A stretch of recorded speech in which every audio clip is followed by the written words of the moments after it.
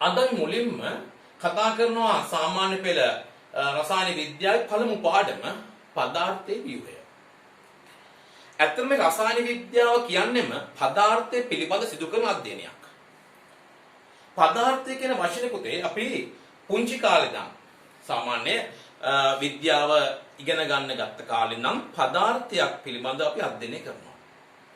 පදාර්ථය කියන එක අපි දකිනවා. නැත්නම් පදාර්ථයක අපි විග්‍රහ කරගන්නවා අවකාශය ඉඩක් ගන්න ස්කන්ධයක් සහිත දේ පදාර්ථ.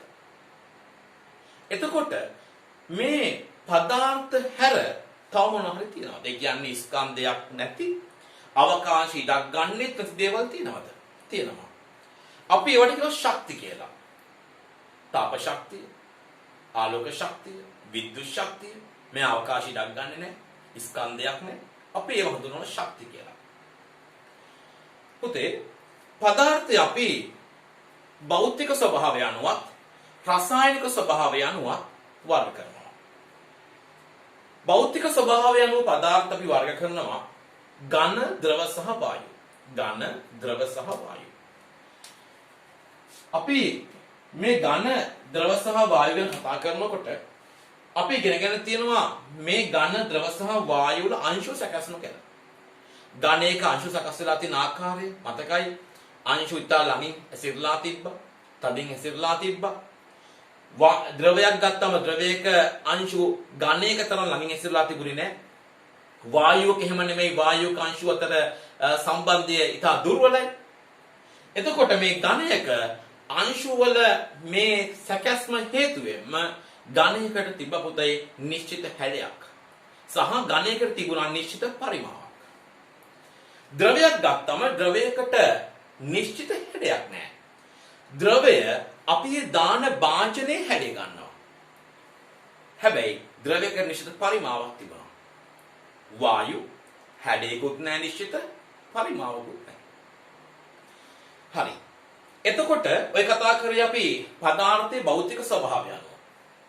පදාර්ථයේ රසායනික ස්වභාවය අනුව කොහොමද වර්ග කරගන්නේ? අපි ප්‍රධාන ආකාර දෙකක් කතා කරනවා. එකක් සංශුද්ධ ද්‍රව්‍ය, අනික සංශුද්ධ නොවන ද්‍රව්‍ය. සංශුද්ධ ද්‍රව්‍ය කියලා කියන්නේ නිශ්චිත ගුණධර්ම එක් සංඝටකයක් පමණක් තියෙනවා. ඒක සංශුද්ධයි. මේ සංශුද්ධ ද්‍රව්‍ය කොටස් දෙකකට වෙන් වෙනවා. එකක් අපි හඳුන්වනවා මූලද්‍රව්‍ය, අනික සංයෝග. එතකොට මූලද්‍රව්‍ය කියන්නේ සංශුද්ධ ද්‍රව්‍යයක්. එහෙනම් මූලද්‍රව්‍යයේ තියෙනත් ඕනේ නිශ්චිත ගුණ තියෙන එක් සංඝටකයක්. අන්න අපි කියනවා මූලද්‍රව්‍ය භෞතිකව හෝ රසායනිකව වෙනස් ගුණ ඇති ද්‍රව්‍ය වලට තව දුරටත් බෙදා වෙන් කළ නොහැකි නිශ්චිත ගුණ ධර්ම සංශුද්ධ ද්‍රව්‍ය මූලද්‍රව්‍ය. එතකොට සංයෝග. සංයෝගත් සංශුද්ධ ද්‍රව්‍යයක්. එතකොට සංයෝගය හැදෙන්නේ මූලද්‍රව්‍ය දෙකක් හෝ කිහිපයක් නිශ්චිත අනුපාතයකින් රසායනික සංයෝජනය වීමෙන් සංයෝග නිර්මාණය වෙනවා. ඒක පාකරේ සංශුද්ධ ද්‍රව්‍ය. තව ආකාරයක් තිබ්බ සංශුද්ධ නොවන ද්‍රව්‍ය. සංශුද්ධ නොවන ද්‍රව්‍ය අපි හඳුන්වනවා මිශ්‍රණයක්. මේ මිශ්‍රණයකොත් මේ මිශ්‍රණයේ තියෙන සංයුති අණු ආකාර දෙකයි. සංයුති අණුව කියලා කිව්වේ මිශ්‍රණේ පුරාම ඒකාකාර සංයුතියක් තියෙනවා නම් අපි ඒකට කියනවා සමජාතීය මිශ්‍රණයක්. සංයුති ඒකාකාරයි කියලා කියපු පුතේ මේකේ පුරාම ඝනත්ව සමාන නම් මිශ්‍රණේ පුරාම විවිධ පෙනීමේ හැකියාව සමාන නම් වර්ණය සමාන නම් අපි කියන මේක සංශුද්ධයි. සමාවෙන්න. මේක සමජාතීයයි. මේක සමජාතීය මිශ්‍රණයක්. එතකොට සමජාතීය මිශ්‍රණ සහ විෂම ජාතීය මිශ්‍රණ. විෂම ජාතීය මිශ්‍රණයක් ගත්තම විෂම ජාතීය මිශ්‍රණේ පුරා සංයුතිය සමාන නැහැ. දැන් සමජාතීය මිශ්‍රණ උදාහරණයක් කිව්වොත් පුතේ සීර ටිකක් ජලයේ දිය කරාට පස්සේ අපිට කියන්න බෑ, අපිට දකින්න බෑනේ මේකේ වර්ණය වෙනසක්. මේකේ විනිවිද පෙනීමේ හැකියාව වෙනසක්, ඝනත්ව වෙනසක් දකින්න නැහැ. ලුණු දිය කර ජලයත් ඒ වගේ. හැබැයි අපි පස් ටිකක් ජලයේ දිය කරොත් මඩ ටිකක් ජලයේ දිය කරගත්තොත් මේකේ විනිවිද පෙනීමේ හැකියාව වෙනස්. ඝනත්ව වෙනස්, සමහර අංශු උඩ පාවෙනවා. තව ඒවා අඩිය තැම්පත් වෙලා.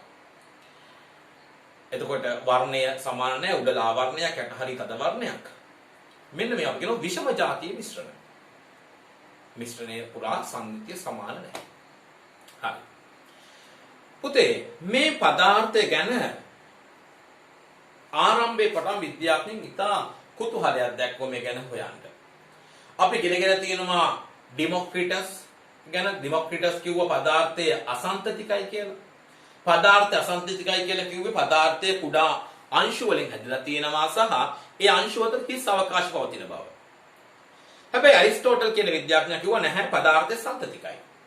පසු කාලිනව මේගොල්ලෝගේ අනුගාමිකයන් අතර පැවතිච්ච විවාදයකදී ඩෙමොක්‍රිටස්ගේ මතය ජය ගන්නවා. ඒ කියන්නේ පදාර්ථය අසන්තතිකයි කියන එක. ඒ කියන්නේ පදාර්ථය හැදලා තියෙන පුතේ අංශු වලින් බව විශ්වාස කරගෙන තහවුරු කරගන්නවා. ඉන් පසුවත් මේ පදාර්ථය පිළිබඳ මතාව මේ වෙනතුරුත් මේ පදාර්ථය පිළිබඳ මත ඉදිරිපත් වෙනවා. එතකොට 1808 දී පාසල් ගුරුවරයෙක් වෙච්ච ජෝන් ඩෝල්ටන් මේ පදාර්ථය ගැන මත හතරක් ඉදිරිපත් කරනවා. එයාගේ පළමු මතය එයා කියනවා පදාර්ථය හැදිලා තියෙන්නේ කුඩා අංශුවක්. මේ අංශුව තවදුරටත් බෙදා වෙන් කර නොහැකි කියලා. ඒ වගේම තව දේවල් කියනවා මේ අංශු මැවීමක් හෝ විනාශ කිරීමක් කළ නොහැකි. ඊට පස්සේ තව කියනවා මේ එකම වර්ගයේ පරමාණු සෑම අතින්ම සමානයි, වෙනස් වර්ගයේ පරමාණු වෙනස්. ඔය විදිහට මත හතරක් ඉදිරිපත් කරනවා. හතරෙන් අපි ඒ ගැන අපි කතා කරන්නේ අපි සාමාන්‍ය පෙළදී. හැබැයි පළමු එක නම් අපිට දැනෙනවා මොකද්ද? මෙයා කියනවා මේ ජෝන් ඩෝල්ටන් කියනවා මේ පදාර්ථය හැදිලා තියෙන කුඩාම අංශුව තවදුරටත් බෙදා වෙන් කරන්න බෑ. ඒ කියන්නේ පරමාණුවක් තවදුරටත් බෙදා වෙන් කරන්න බෑ කියලා. හැබැයි පුතේ අපි දන්නවා මේ පරමාණුව තවදුරටත් බෙදා වෙන් කරන්න පුළුවන්. මේකෙන් ප්‍රමුඛතම අංශ තුනක් අපි කතා කරනවා ප්‍රෝටෝන, ඉලෙක්ට්‍රෝන සහ නියුට්‍රෝන. මේ ප්‍රෝටෝන කතා කරන පුතේ මේ ප්‍රෝටෝන ධන ආරෝපිතයි. ප්‍රෝටෝන, ඉලෙක්ට්‍රෝන සහ නියුට්‍රෝන ගත්තම ප්‍රෝටෝන ආරෝපණය ධනයි. ප්‍රෝටෝන ධන ආරෝපිතයි. මේ ප්‍රෝටෝනේ හොයාගත්ත පුතේ අර්නස්ට් රදර්ෆර්ඩ්. මේ ප්‍රෝටෝනයක් සංකේතවත් කරනවා මෙන්න මේ ආකාරයට. අපි මේකෙන් හඳුන්වන්නේ මේකේ ආරෝපණය ධන එකක් සහ ස්කන්ධ එකක් විදියට. ඊට පස්සේ පුතේ ඉලෙක්ට්‍රෝන එක ගත්තම ඉලෙක්ට්‍රෝනය ඍණ ආරෝපිතයි. ඉලෙක්ට්‍රෝන හොයාගන්නවා ජේ.ජේ. තොම්සන්. නියුට්‍රෝන ගැන කතා කරාම නියුට්‍රෝනය උදාසීනයි ආරෝපණයක් නැහැ කියලා කියනවා නියුට්‍රෝනයකට. ඒ නිසා නියුට්‍රෝනය අපි දක්වනවා මේ ආකාරයට. ආරෝපණයක් නැහැ. මේ ආකාරයට නියුට්‍රෝනය දක්වනවා. ඉලෙක්ට්‍රෝන සමාවෙන්න නියුට්‍රෝනය. ඉලෙක්ට්‍රෝන ඍණ ආරෝපිතයි මේ විදියට. ඒ කියන්නේ බලන්න ප්‍රෝටෝනයක් අපි දැක්කුවා මේ විදිහට සංකේතවත් කළා ආරෝපණය ධන එකක් සහ ස්කන්ධ එකක්. ඉලෙක්ට්‍රෝන එක ගත්තම ඉලෙක්ට්‍රෝන ආරෝපණය ඍණයි, ස්කන්ධයක් නැහැ කියලා කියනවා. නැහැ කියලා කියන්නේ ස්කන්ධයක ඉලෙක්ට්‍රෝනික ස්කන්ධය ප්‍රෝටෝනික ස්කන්ධය වගේ 1840කින් පංගුවයි. නොසලකී තරම් කුඩායි. නියුට්‍රෝන ගත්තම නියුට්‍රෝනයේ ආරෝපණය බිඳුවයි. අපි මේ විදිහට සංකේතවත් කරනවා නියුට්‍රෝනිය ස්කන්ධ එකක්, ප්‍රෝටෝනික ස්කන්ධය එකක් විදිහට. මේ කතා කරේ උපපරමාණු අංශු ගැන. එතකොට ඇයි මේ ජෝන් ඩෝල්ටන්ගේ මේ මත හතරම දැන් වැරදි කියලා පිළිගන්නවා, ඔප්පු වෙලා තියෙනවා. ඒක හැබැයි අපේ සිලබස් එකේ තියෙනවා. මොකද පුතේ අපි තාමත් එයාගේ නම කතා කරනවා. මොකද මෙතුමාගේ මේ අධ්‍යයනයේ ආරම්භයෙන් තමයි අනිකුත් විද්‍යාඥයන් මේ සඳහා දැඩිව පෙළඹෙන්න සහ මේ සොයාගෙන සියල්ලම ආරම්භ වුණේ මේ අධ්‍යයනයන් එක්ක. ඒ නිසා අදටත් අපේ සිලබස් වල මොහුගේ මතය අද ප්‍රතික්ෂේප වෙලා තිබ්බත් මේ ගැන අපි කතා කරනවා. පුතේ මේ උපපරමාණු අංශු සොයා ගැනීමත් එක්ක මේ උපපරමාණු අංශු සොයා ගැනීමත් එක්ක මේ උපපරමාණු අංශු පරමාණු තුන සකස් වෙලා තියෙන ආකාරය විස්තර කරන්න ගොඩක් අය පෙළඹෙනවා. මේ 1911 දී අර්නස්ට් රදර්ෆර්ඩ් විසින් ඉදිරිපත් කරන න්‍යෂ්ටික ආකෘතිය. ඒ කියන්නේ පරමාණුවක න්‍යෂ්ටිය සකස් වෙලා තියෙන ආකාරය න්‍යෂ්ටි කියලා කියන්නේ. ඒතකොට කියන පරමාණුවේ මැද මේ පරමාණුවේ සියලු ශක්තිය එක රාශී වෙච්ච කුඩා ස්ථානයක් තියෙනවා. මේක ධනාරෝපිතයි කියලා කියනවා. මේ එර්නස්ට් රදර්ෆර්ඩ් විසින්ම තමයි පරමාණු පිළිබඳ ග්‍රහාකෘති ඉදිරිපත් කරන්නේ. ග්‍රහාකෘති දිහා කියනවා න්‍යෂ්ටිය වටා ඉලෙක්ට්‍රෝන භ්‍රමණය වෙනවා කියලා. පුතේ මේ එර්නස්ට් රදර්ෆර්ඩ්ගේ පරමාණු පිළිබඳ ග්‍රහාකෘතියට පසුව මේකම තවදුරටත් විස්තර කරන නීල්ස් බෝර්. මේක නිතර අපේ ප්‍රශ්න වල අහනවා. අපිට පේපර්ස් වල නිතර තියෙනවා මේ දෙන්නගේ නම. මේ ග්‍රහාකෘතිය වැඩි දුරටත් විස්තර කළේ කවුද? Niels bore. මේ නීල්ස් බෝර් නම් කියනවා මේ ධනාරෝපිත මේ න්‍යෂ්ටි වටා ඉලෙක්ට්‍රෝන නිශ්චිත ශක්ති මට්ටම් වල භ්‍රමණය වෙනවා. මේ ශක්ති මට්ටම් වල පැවතිය හැකි උපරිම ඉලෙක්ට්‍රෝන සංඛ්‍යාවක් තියෙනවා වශයෙන් ප්‍රකාශ කරනවා. එතකොට මේ දැනට පිළිගන්න පරමාණුක ආකෘතිය අනුව පුතේ අපි කතා කරොත් පරමාණුක මැද තියෙනවා පරමාණුක මැද පවතිනවා න්‍යෂ්ටිය. මේ න්‍යෂ්ටියේ ධනාරෝපිත ප්‍රෝටෝනත් ආරෝපණයක් නැති කියන උදාසීන නියුට්‍රෝනත් පවතිනවා. ධනාරෝපිත ප්‍රෝටෝන සහ ආරෝපණයක් නැති උදාසීන නියුට්‍රෝන පවතිනවා. ඒ නිසාම මේ නියුට්‍රෝන වලට ආරෝපණයක් නැති නිසාම මේ න්‍යෂ්ටියේ ආරෝපණය ධනයි. මේ ධනාරෝපිත න්‍යෂ්ටිය වටා නිශ්චිත ශක්ති මට්ටම් වල ඉලෙක්ට්‍රෝන කැරකෙනවා. පුතේ මේ ශක්ති මට්ටම් වලට මේ ශක්ති මට්ටම් සතු ශක්තියක් තියෙනවා. මේ ශක්ති මට්ටම් නැත්නම් මේ කක්ෂවල මේවල පවතින ශක්තිය නිශ්චිත අගයක්. ඒ වගේම මේ ශක්තිය මේ ශක්ති මට්ටම එහාට යන්න වැඩි වෙනවා. සහ මේ ශක්ති මට්ටම් දෙකක් අතර පවතින පරතරය ක්‍රමයෙන් අඩු වෙනවා. අපි පළමු ශක්ති මට්ටම K කියලා හඳුන්වනවා 2L, තුන්වෙනි ශක්ති මට්ටම M, හතරවෙනි ශක්ති මට්ටම N. 1 2 3 4 ශක්ති මට්ටම් පිළිවෙලින් KL M N ලෙස හඳුන්වනවා. එතකොට මේ ශක්ති මට්ටම් වල ඉලෙක්ට්‍රෝන භ්‍රමණය වෙනවා. ඉතා වේගයකින් මේ ඉලෙක්ට්‍රෝන ආරෝපණය ඍණයි. එතකොට පළමු ශක්ති මට්ටමේ අපි කියනවා කියන්නේ K ශක්ති මට්ටමේ ඉලෙක්ට්‍රෝන දෙකක් පවතිනවා. L ශක්ති මට්ටමේ 8ක්, M ශක්ති මට්ටමේ 18ක්, N ශක්ති මට්ටමේ 32ක් ආදී වශයෙන් ඉලෙක්ට්‍රෝන පවතිනවා. මේ ඉලෙක්ට්‍රෝන ඍණයි. ඉලෙක්ට්‍රෝන ඍණයි. එතකොට බලන්න පරමාණුවක තියෙන ධනාරෝපිත ප්‍රෝටෝන සංඛ්‍යාවත් ඍණාරෝපිත ඉලෙක්ට්‍රෝන සංඛ්‍යාවත් සමානයි. අයිහකන අපි මුලින් කිව්වා පරමාණුව මැද තිබිච්ච න්‍යෂ්ටියේ ධනාරෝපිත ප්‍රෝටෝනත් ආරෝපණයක් නැති උදාසීන නියුට්‍රෝනත් පවතිනවා කියලා. ඒ නිසාම මේ න්‍යෂ්ටිය ධනයි කියලා කිව්වා. මේ න්‍යෂ්ටිය වටා නිශ්චිත ශක්ති මට්ටම් වල ඉලෙක්ට්‍රෝන කැරකෙනවා. මේ ඉලෙක්ට්‍රෝන ඍණාරෝපිතයි. ඒ වගේම මේ පරමාණුවේ තියෙන ප්‍රෝටෝන සංඛ්‍යාවට සමාන සංඛ්‍යාවක් තමයි ඉලෙක්ට්‍රෝන පවතින්නේ. ඒ කියන්නේ ප්‍රෝටෝන ධනයි, ධනාරෝපිත ප්‍රෝටෝන, ඍණාරෝපිත ඉලෙක්ට්‍රෝන සමාන යගය. අන්න ඒ නිසාම පරමාණුවකට ආරෝපණයක් නැහැ. පරමාණු පුතේ විද්‍යුත් වශයෙන් උදාසීනයි. මේ පරමාණුව මැද තියෙන න්‍යෂ්ටිය ඉතා ශක්තියක් තියෙන හැබැයි පුතේ මේ න්‍යෂ්ටිය ගන්නේ පරමාණුෙන් ඉතාම කුඩා ඉඩක්. පරමාණු ගැන කතා කරාම පරමාණුක වැඩිම පවතින හිස් අවකාශය. අපි කියනවා ෆුට්බෝල් ග්‍රවුන්ඩ් එකක් මැද තියෙන කඩලැටයක් වගේ කියලා මේ න්‍යෂ්ටිය. ග්‍රවුන්ඩ් එක නම් මේ පරමාණුව මේක මැද තියෙන කඩලැටයක් වගේ කියලා න්‍යෂ්ටිය වල ඒ තරම්ම කුඩායි. ඒ තරම්ම කුඩායි. එතකොට මේ ග්‍රවුන්ඩ් එක පුරාවටම පැතිරලා තියෙන ශක්ති මට්ටම් කිහිපයක්. ওই ශක්ති මට්ටම් වල මේ න්‍යෂ්ටියේ අඩංගු ප්‍රෝටෝන සංඛ්‍යාවට සමාන ඉලෙක්ට්‍රෝන සංඛ්‍යාවක් පවතිනවා. ඒ වගේම මම ඉස්සෙල්ලා කිව්වා හැම ශක්ති මට්ටමක තියෙන්න පුළුවන් නිශ්චිත ඉලෙක්ට්‍රෝන ගණනක් තියෙනවා. හරි පුතේ. එතකොට අපේ හොතින් පරමාණුවක වැඩිම පවතින්නේ හිස් අවකාශය. ඒක පැහැදිලිනේ? හරි. ඊට පස්සේ අපි පරමාණු ක්‍රමාංක ඉතා සරලයි මේ ටික. මම මේ ගොඩක් සරල කරලා පුතාලට කියන්නේ ලොකු විස්තර නැතිව. මේ පරමාණු ගැන කතා කරනවා අපි තව වචන දෙකක් කතා කරනවා. මොකද්ද?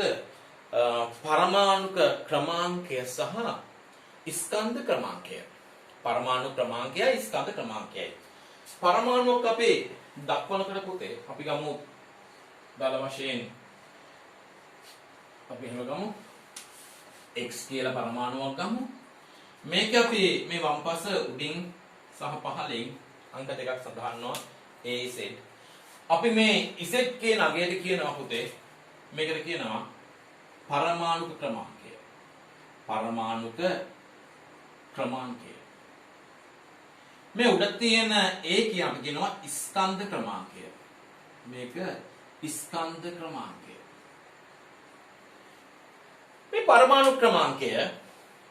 මේ පරමාණු ක්‍රමාංකය කියලා කියන්නේ පරමාණුවේ න්‍යෂ්ටිය තුල පවතින ප්‍රෝටෝන සංඛ්‍යාව. න්‍යෂ්ටිය තුල පවතින ප්‍රෝටෝන සංඛ්‍යාව තමයි පරමාණු ක්‍රමාංකය කියලා කියන්නේ. අපි ඉගෙන ගත්තා පරමාණුව උදාසීන පරමාණුවක ප්‍රෝටෝන සංඛ්‍යාවයි මේ ශක්ති මට්ටම් වල පවතින ඉලෙක්ට්‍රෝන සංඛ්‍යාවයි සමානයි කියලා. එහෙනම් පරමාණු ක්‍රමාංකය කියන්නේ ප්‍රෝටෝන සංඛ්‍යාව. මේක සමාන වෙන පුතේ ඉලෙක්ට්‍රෝන සංඛ්‍යාවට. හැබැයි ඒ පරමාණු උදාසීන පවතින විතරයි. ඒ කියන්නේ පුතේ පරමාණුවක පවතින ප්‍රෝටෝන සංඛ්‍යාව කියන එක කියන්නේ පරමාණු ක්‍රමාංකය කියන එක මේ පරමාණුක නිශ්චිත වර්ගයක්. කිසිම විටක පරමාණුක තියෙන ප්‍රෝටෝන සංඛ්‍යාව වෙනස් වෙන්නේ නැහැ. ඒක වෙනස් වුණොත් ඒක ඒ පරමාණුව නෙමෙයි. මේ වෙනස් වෙන්නේ නැහැ. අපි කිව්වොත් පරමාණු ක්‍රමාංකය 11යි කියලායි සෝඩියම්. එතකොට පරමාණු ක්‍රමාංකය 13යි කිව්වොත් ඇලුමිනියම්. පරමාණු ක්‍රමාංකය 20යි කියලා කිව්වොත් ඒ කැල්සියම්. ඒ පරමාණු ක්‍රමාංකය කියන්නේ මේ ප්‍රෝටෝන සංඛ්‍යාව නිශ්චිතයි. එයා වෙනස් වෙන්නේ නැහැ. හැබැයි පුතේ මේ කවචවල පවතින ඉලෙක්ට්‍රෝන වෙනස් වෙනවා. ඒකිනුත් බාහිරම කවචේ. බාහිරම ශක්ති මට්ටමේ පවතින ඉලෙක්ට්‍රෝන වලට ඉලෙක්ට්‍රෝන යන්නත් පුළුවන්, ඉලෙක්ට්‍රෝන එන්නත් පුළුවන්. මේ ඉලෙක්ට්‍රෝන පිට කරාට පස්සේ අපි කියන තන් ලබා ගත්තට පස්සේ මේක අයනයක් බවට පත් වෙනවා. එන ආරෝපණයක් එනවා. ඉතින් එනවනේ හරිද කතාව. එයි අපි ඉස්සෙල්ලා කිව්වා ප්‍රෝටෝන සහ ඉලෙක්ට්‍රෝන සමානයි. ඒ කියන්නේ පරමාණුවක ප්‍රෝටෝනයි ඉලෙක්ට්‍රෝනයි සමානයි. ඒ කියන්නේ ධන ආරෝපණ ප්‍රමාණය සහ ඍණ ආරෝපණ ප්‍රමාණය සමානයි. මේකේ ප්‍රෝටෝන සංඛ්‍යාව නම් කිසිසේත් වෙනස් වෙන්නේ නැහැ පුතේ. හැබැයි ඉලෙක්ට්‍රෝන යන්න පුළුවන්. හිතන්න ධනයි ඍණයි සමාන තැනකින් ඉලෙක්ට්‍රෝන ගියා. ඉලෙක්ට්‍රෝන පිට වුණා. ඉලෙක්ට්‍රෝන අයින් වුණ ගමන් මොකද වෙන්නේ? ධන පැත්ත වැඩි වෙනවා. අන්න ඉලෙක්ට්‍රෝන පිට වුණාට පස්සේ මේක ධන අයනයක් බවට පත් වෙනවා. කැට අයනයක් බවට පත් වෙනවා. නැවතත් මේ පරමාණුක ඉලෙක්ට්‍රෝන එන්න පුළුවන්. මේ ඉලෙක්ට්‍රෝන ආවට පස්සේ අපි කියනවා මේකේ ඉලෙක්ට්‍රෝන කියන්නේ ඍණ. ඒතොර එකතු වෙන්නේ මේ උදාසීනකට එකතු වෙන්නේ ඍණ.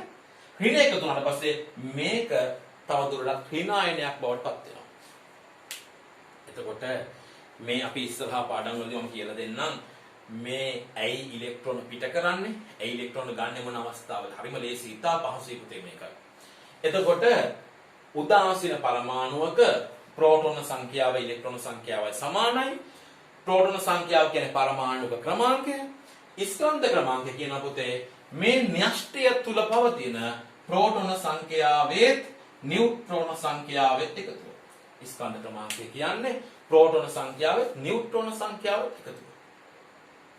එතකොට අපිට පරමාණු ක්‍රමාංකයයි ස්කන්ධ ක්‍රමාංකයයි දීලා කිව්වොත් මේ පරමාණුවේ පවතින නියුට්‍රෝන ගාන කීයද කියලා පහසුවෙන් හොයන්න.